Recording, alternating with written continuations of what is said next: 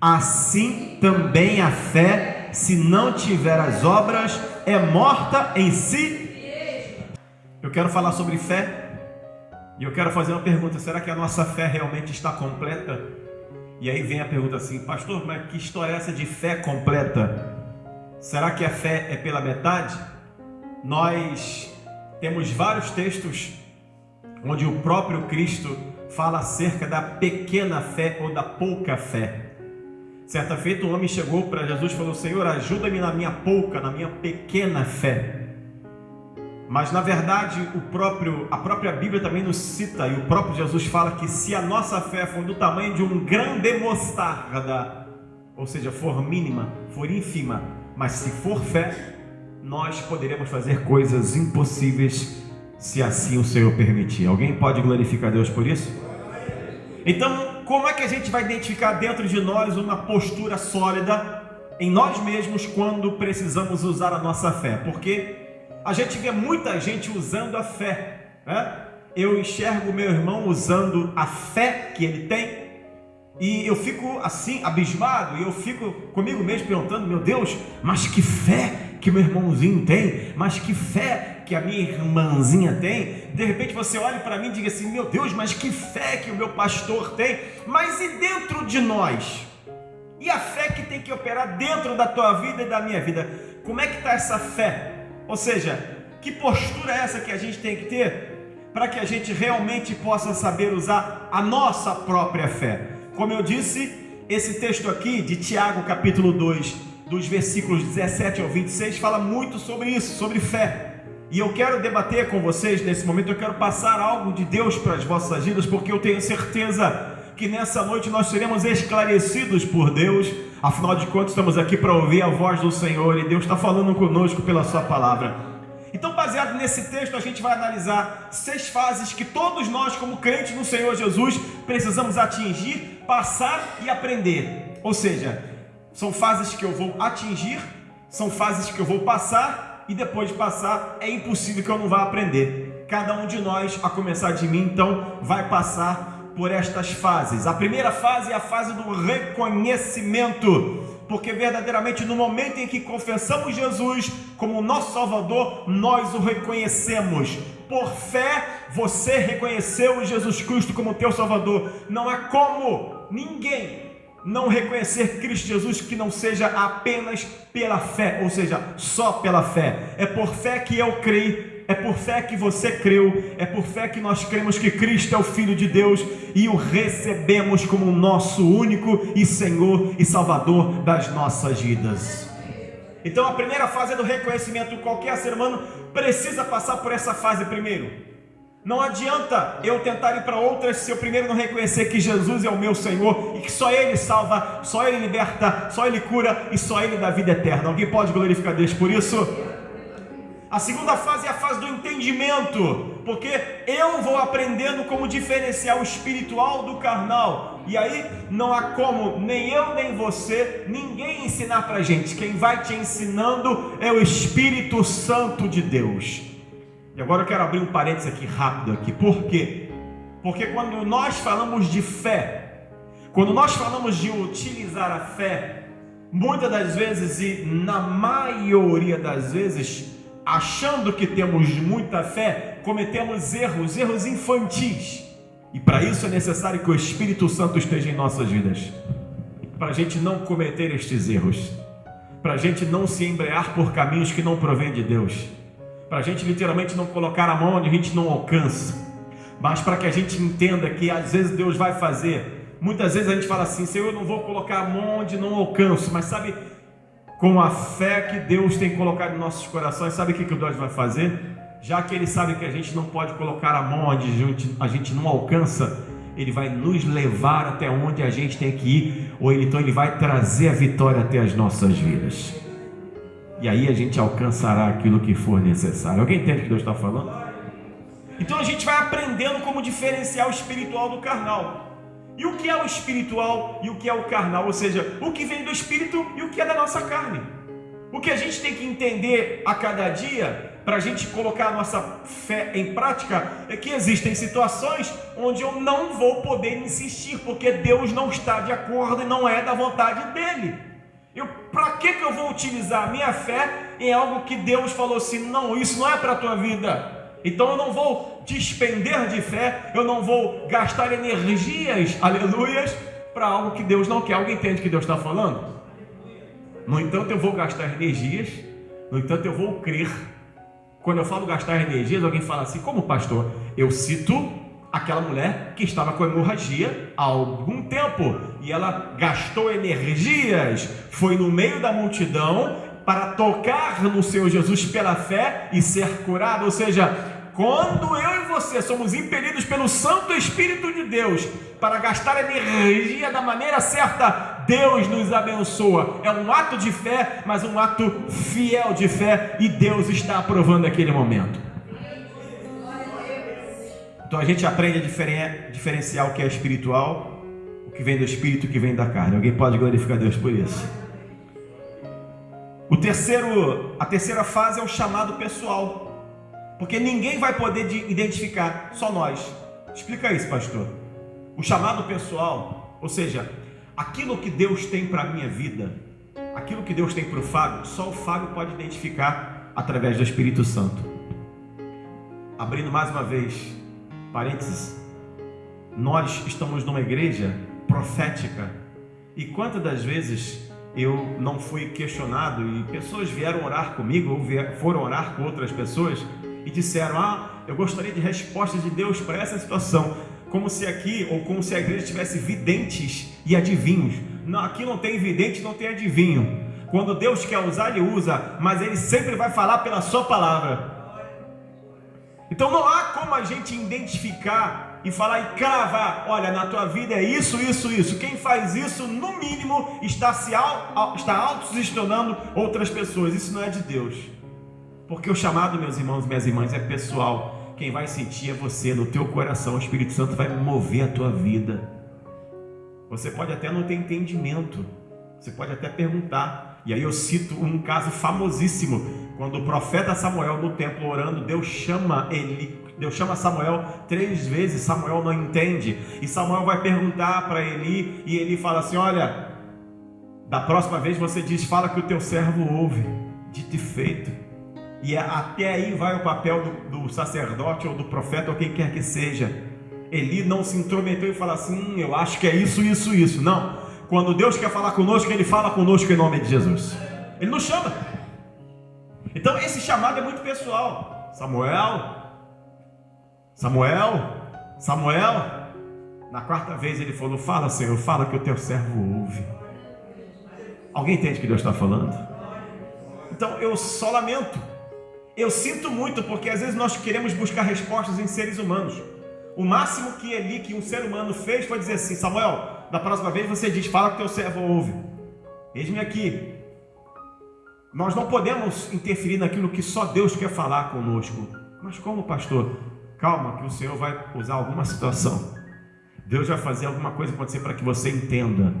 Deus fala conosco de diversas maneiras. Primeiramente pela sua palavra. Mas Ele também usa situações e circunstâncias para te revelar e para te literalmente mostrar que aquilo que Ele quer e aquilo que Ele não quer, Deus está falando conosco em nome de Jesus. Isso é verdadeiramente as fases que nós temos que passar. Primeira fase, reconhecimento. Segunda fase, entendimento. Terceira fase, chamado pessoal. A quarta fase, a fase dos desafios. Porque se esses desafios não vierem, nossa fé não será colocada à prova. É lógico, meus irmãos. Cada um de nós vive e passa desafios. Cada um de nós vive e passa dificuldades. E eu vou falar uma coisa, meus irmãos. Eu não passarei o meu desafio para vocês. Vocês não passarão os vossos desafios para a minha vida. Cada um vai viver o seu desafio. E só vai colocar a fé em prática se encarar e entender que Deus está no comando e no controle. Aleluia. Aí eu vou lembrar um outro exemplo clássico, quando Deus fala para Josué, não te mandei eu, Josué, esforça-te, tem bom ânimo. É um desafio. São os desafios que nós vamos viver e passar a cada dia, que ninguém passará por nós, mas o Senhor está no controle, mas o Senhor está falando: eu sou contigo, eu sou convosco, eu tenho o melhor para cada um de vós. E assim a gente vai passando e vai vencendo. Agora, a nossa fé só passará ou só será colocada em prova se o desafio vier. Então, essa fase do desafio talvez é a fase que muita gente, infelizmente, é reprovado, ou olha para trás, ou não tem coragem. Mas eu louvo o nome do Senhor Jesus Cristo, porque Ele derramou o seu Santo Espírito em nossas vidas. Então, é desse jeito que vai acontecer. Eu aceito e eu tomo posse e vou vencer em nome de Jesus. Você pensa assim e você vai ver como Deus vai agir na tua vida. A quinta fase, a fase do aperfeiçoamento. E qual será a fase do aperfeiçoamento? Bom, essa fase, ela é a fase de maior aprendizado para o crente, para qualquer pessoa que está na presença de Deus. Por quê? Porque cada um de nós, a começar de mim, vai passando suas provas e lutas, desafios, dificuldades, e a sua fé vai sendo colocada em prática ou à prova. E aí, à medida em que a nossa fé vai sendo colocada à prova, a gente vai vivendo, vai experimentando e vai vendo e vai entendendo a perfeita, boa e agradável vontade de Deus. E vamos começar, a gente vai entendendo com o decorrer da nossa vida que algumas coisas são boas, outras coisas são ruins, algumas coisas eu posso fazer, outras coisas não posso fazer, alguns lugares eu tenho que ir, outros lugares não vou jamais, algumas coisas eu vou falar, outras não falarei jamais. A gente vai aprendendo, a gente vai sendo ensinado, ou seja, a nossa fé vai sendo aperfeiçoada, e você vai entendendo que de um jeito ou de outro você vai sendo ensinado para que você utilize a tua fé da melhor maneira possível. É a fase do aperfeiçoamento. Tomara, meus irmãos, que já estejamos nessa fase. Tomara, queridos, que a nossa fé esteja sendo aperfeiçoada a cada dia. Louve o nome do Senhor Jesus. É isso que a gente precisa. Meus irmãos, por vidas e por pessoas não terem sua fé aperfeiçoada, nós hoje estamos vendo pessoas que frequentam a igreja há muito tempo, com a vida completamente caduca, com a vida completamente amarrada por coisas do passado, pessoas que não conseguem progredir, não conseguem avançar, porque a sua fé está estagnada, porque na verdade essas pessoas ainda não tiveram aquele aperfeiçoamento da sua fé, não têm coragem de prosseguir em várias coisas, não conseguem entender que é Deus que está falando, que é o Senhor que está mandando, ou que é o Senhor que não está deixando, que está proibindo, que falou não é por aí, é por ali, e tem pessoas insistindo em ir por outro caminho que Deus não falou. E isso, meus irmãos, ninguém pode falar para você, só o Senhor pode te esclarecer através do Espírito Santo. Mais uma vez eu digo, o Espírito Santo está aqui na terra, então louve o nome do Senhor Jesus por isso. A sexta e última fase é dividida em duas partes: afirmação e justificação. O que significa isso, pastor? É o ápice da nossa fé. Ou seja, quando qualquer obstáculo, mesmo esse obstáculo sendo colocado pelo próprio Deus, não vai me afligir, não vai te afligir, não vai colocar medo, muito pelo contrário, a gente só vai querer obedecer. Você só vai querer obedecer sem questionar, crendo totalmente que o Senhor está no controle de todas as coisas. Fala para mim, pastor. Vou te citar um outro texto bíblico. No ápice da fé, Deus está aqui em nosso meio. E para isso vou citar o apóstolo dos gentios, o apóstolo Paulo, quando, aleluia, impetrado, quando imbuído de uma autoridade inimaginária, uma autoridade maravilhosa que veio do próprio Deus, outorgada pelo próprio Senhor Jesus Cristo, quando ele se converte no caminho de Damasco, quando este Paulo então sabe que vai passar por todas as coisas, que vai passar por açoites, que vai passar por apedrejamentos, que vai passar por naufrágios, que vai passar por prisões, ele já estava avisado, ele já sabia, e ele falou assim: eu vou, porque eu sei em quem tenho crido. Aleluia. Isso é afirmação, isso é justificação, porque ele sabia que antes de qualquer coisa ele iria vencer. Ele iria ser preso, mas iria vencer. Ia ser açoitado, mas iria vencer. Ia passar por naufrágio, mas iria vencer. Ia tomar açoite, mas ia vencer. E no final ele ia dizer assim: combati o bom combate, acabei a carreira e guardei a fé. Isso é justificação. Ninguém mais pôde ou tem um aval melhor para dar do que o próprio Deus para a tua vida. Quem te justifica é o Senhor. É Ele quem determina, e o poder de determinar é só de Deus. É Ele quem determina para mim e para você o que é melhor, o que é, o que não é, o que pode, o que não pode. Muitas pessoas, infelizmente, têm se confundido e têm achado que uma afirmação e uma justificação é literalmente ter uma vida independente, é ser o famoso desigrejado. Está completamente enganado. Aí é que a gente tem que estar na casa de Deus, adorando e buscando ao nome do Senhor Jesus Cristo, porque a nossa fé, meus irmãos, a casa de Deus, o templo, ou seja, a congregação é o local para nos congregarmos, nos reunirmos, mas a nossa fé é colocada em prática lá fora. Aqui a gente é cheio de fé para ser colocada em prática lá fora. Se você não vier aqui, como é que você vai ser cheio de fé? Alguém entende o que Deus está falando? É aqui que nós buscamos a Deus, e ao buscarmos ao Senhor, nós somos cheios de fé, cheios de autoridade, cheios do Espírito Santo. Obviamente nós, em todo o tempo, temos que buscar a Deus, é claro, mas há uma congregação onde a gente se reúne para buscar no mesmo Espírito, numa só voz, num só Espírito, e aí a gente entende que é importante estar na presença de Deus, na presença dEle e na casa dEle, para o adorar e para receber o seu melhor, para que possamos viver realmente a afirmação. E o processo de justificação é aquele processo onde a fé em Cristo Jesus já colocou no meu e no teu coração o texto da carta do apóstolo Paulo à igreja que estava em Roma, no capítulo de número 8. Agora, pois, já não há mais condenação para aqueles que estão em Cristo Jesus, que não andam segundo a carne, mas que estão segundo o seu Santo Espírito. Uma afirmação na minha vida e uma justificação é: nenhuma condenação tem para a minha vida, porque eu estou em Cristo Jesus, mas eu tenho que andar em Espírito. Senhor, fortaleça a minha vida para que eu ande no Teu Espírito a cada dia. Isso é uma afirmação. Ou seja, essas fases que a gente passa para que a nossa fé seja solidificada, para que a gente possa aprender a usar a nossa fé, já repararam que é você com Deus, né? Ninguém passa por você, ou seja, só você reconhece Jesus como teu Salvador, ninguém reconhece pela tua vida. Eu nunca vi isso, tá? Eu nunca vi. Certa feita há muito tempo, mas há muito tempo atrás, uma mãe, coitada, muito assim, desesperada pelo seu filho, falou assim: pastor, eu posso aceitar Jesus pelo meu filho? Eu quero que ele se liberte. Eu falei: irmã, infelizmente não. Quem tem que receber Jesus é Ele, não a senhora. O que a gente vai fazer é orar pela vida dele. Então, só você reconhece Jesus como teu Salvador. A fase do entendimento é só você também começa a entender e começa a diferenciar o que é da carne e o que é do Espírito.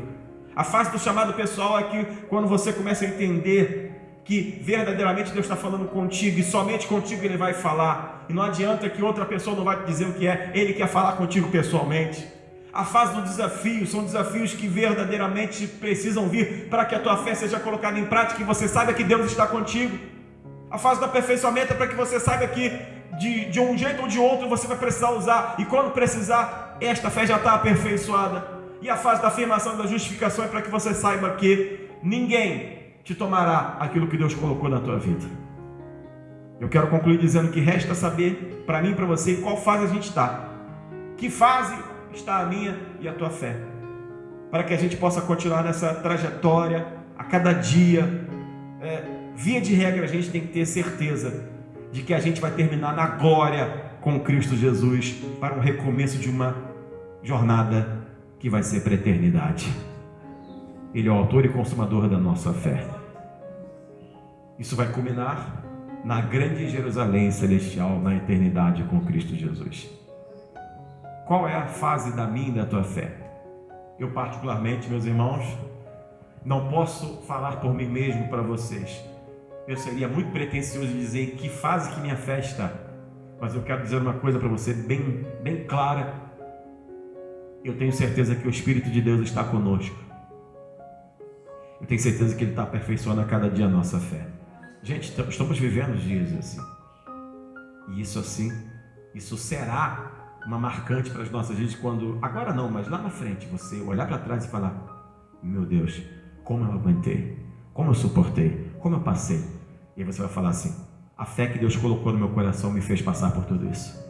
Creia, toma posse em nome de Jesus. Pode aplaudir o Senhor nessa noite. Aleluia. Adore ao Senhor.